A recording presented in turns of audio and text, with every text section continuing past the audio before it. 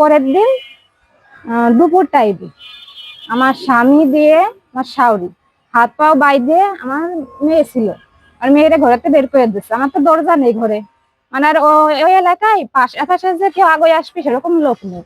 আমার হাত পাও বাইধে এর চুলগুলো সব পুরোটাই টাক করেছে।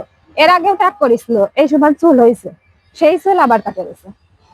দেওয়ার পরে আমার মার কাছে ফোন দিয়ে অন্য কথা বলতেছে যে আপনার মেয়ে নিজে নিজে চুল কাটছে, এই কথা বলতেছে। তারপরে আমি বলছি তুমি যে আমার একা একা রকম পাঠাই দিচ্ছ, গাড়িতে গাড়ি নিয়ে আইছে, মানুষের কাছেও বলতেছে যে লাগে ওর সমস্যা হয়েছে, ওর লাগে বাড়ি পাঠাই দিচ্ছে অসুস্থ, তাকে গাড়ি ভাড়া করে আবার 1 লাখ বাড়ি পাঠাই দিচ্ছে। তাহলে এই চুলটা কাটছে কে কে? আমার স্বামী আর শাওরি, দুইজনে মিলে? হ্যাঁ দুইজনে মিলে। তারপরে কি কি ওই সুমার্কের একটু বর্ণনা আমাকে একটু বলেন।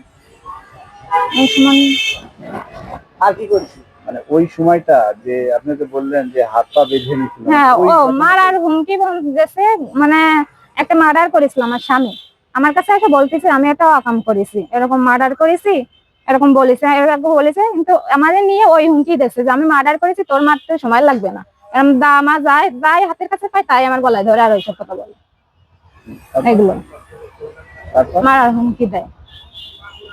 এই মানে এরকম নির্যাতন করে, মারধর করে, চুল কেটে ফেলায়।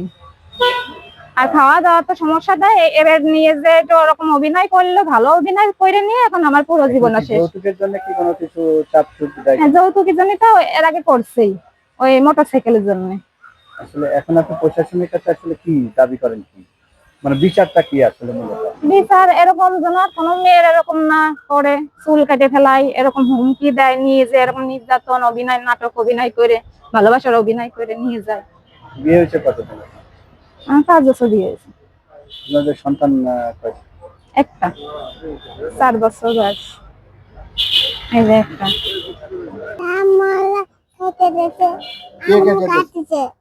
কি কাটিছে তোমার আম্মুর? কি কাটিছে? আমার এমনি কাটিছে।